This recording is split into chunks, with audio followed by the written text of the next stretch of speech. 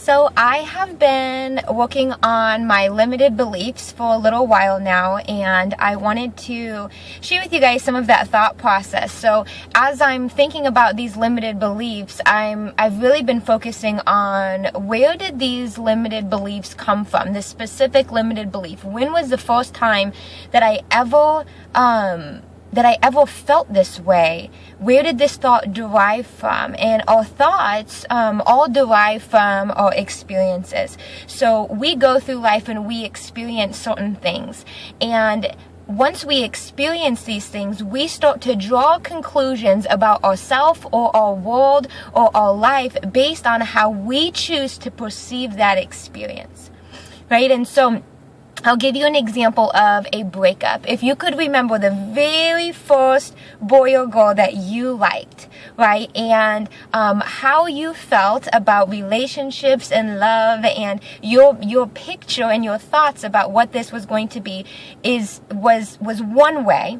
And then after you had the experience of the breakup, you draw conclusions about relationships, men, women, how that all works from that experience. So let's say that I have a boyfriend, my first boyfriend ever, and I'm feeling goo goo gaga, we're in love, we're planning our wedding, it's all these butterflies, and I'm feeling amazing about that, and he's my first. So of course, this is the one, right? And then 2 weeks later, I find out that my boyfriend was caught kissing, Mary, after school one day, and now I'm experiencing pain and rejection. And it's up to me to decide how I want to perceive that. And let's say in this case that I walk away from that experience thinking, boys are mean, I must not be worth it, I can't trust women, I can't trust Mary, guys cheat all the time, Mary's pretty, maybe that means I'm not pretty enough, and I walk away from this experience with all of these thoughts. And that's how we heal from experiences, is we work the experience out in our mind, and we draw these conclusions, and we walk away from it thinking it must have happened because of this, because we want to make sense of it, right? But so many times we walk away with the wrong thoughts about what happened and why it happened. We're assuming, we're making judgments and assumptions on why things happened instead of actually how they happened. And then I thought, well, what if our thoughts looked different? What if I had perceived that situation in a different way? How could that have changed the thought or the behaviors in the future?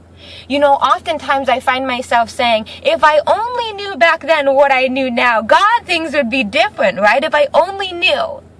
And this was 10 years ago. What does that tell me about what I will be saying in 20 years about how I think today? And how do I fill that gap as quickly as possible and get to that point where I'm experiencing things and thinking about things in a whole new light so that I can progress as a being, as a woman, as a leader, as an inspiration? How can I hurry up and get to that point where I'm saying, man, if I only knew back then what I know today, how can I get to that today as quickly as possible, right? And you fill that gap in with knowledge and experience and being able to think things through.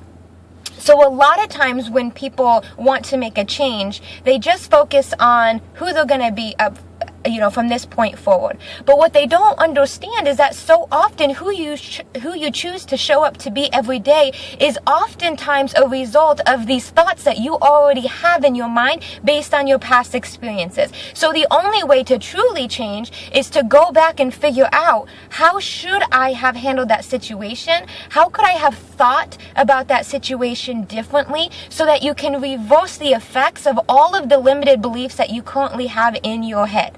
Okay, so how would it have looked different for me if instead of thinking, boys are mean, I'm not worth it, Mary's prettier than me, and all of those bad thoughts, how would my life have been different if I would have chosen to walk away saying, he must not be for me?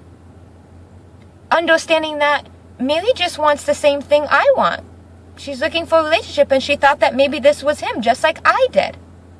I might have to get to know boys a little bit more before I make a decision on whether this person will be for me so that I don't get hurt next time. What if I had had healthy thoughts about that situation? How would my next relationship have been different? How would I have shown up differently? How would I have behaved differently? How would I have walked away from my next experience? What would those thoughts have looked like?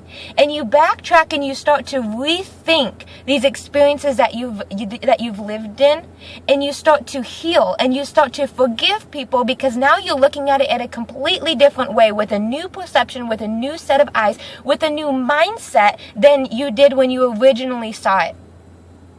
And when you're going back and you're thinking about these things, a lot of people say you rehash old news, right?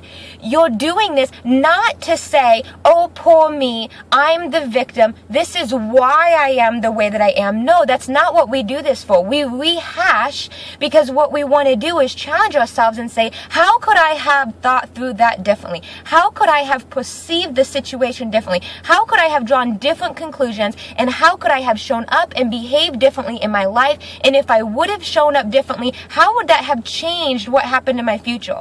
How would I have thought about those future events? How could I have walked away from those future events stronger? And if you do this enough, you almost start to believe that that was the way that you perceived it, that was your life. You're letting go of all this baggage and all of this hurt and all of this struggle and all of the things that you haven't forgiven either yourself or other people for.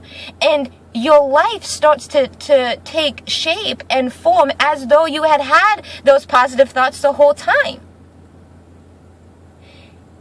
When you do this, you can start living your life with purpose and direction as opposed to just surviving it. You need to be aware of every thought that's in your mind and challenge that thought and say, why am I thinking this way? And am I truly valid in thinking this way? Or is this creating a limited thought for me? Is this setting myself up for failure in the future? Every situation and experience that you go through should be pointing you in the direction of value. You have value and other people have value, and you figure out in those experiences how that value shows up and how you can use that in the future to inspire someone else or to push yourself forward, as opposed to using these situations to tie yourself down or limit yourself or limit your value or limit the value of other people. The whole goal in me doing this is to become a better person, to become an enlightened person, to become somebody who can make a true impact on other people. But I cannot make an impact on someone else if I can't make an impact on myself.